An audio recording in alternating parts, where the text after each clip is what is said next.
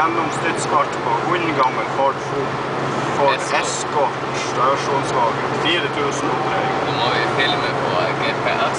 20 km/t over, så eksploderer dekka.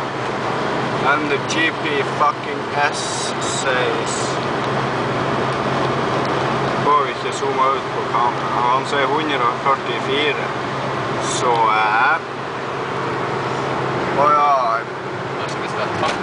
mobiltelefon med lang pylsa og kniv og gaffel i NMI.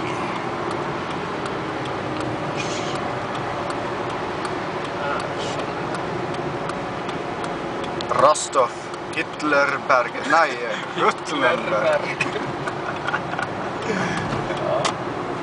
Aral, nesten Ural. Ural, ja. Skal vi se hvor den har bensin. Kronehenger, hæ? Her har vi bensin. Schmitz. Ja, her har vi jo... Super 95. Super pluss 98. Åh? Du dæven. Er det her kassa, eller er det... må man betale inn? Kanskje det. Eller... ja, vi har noe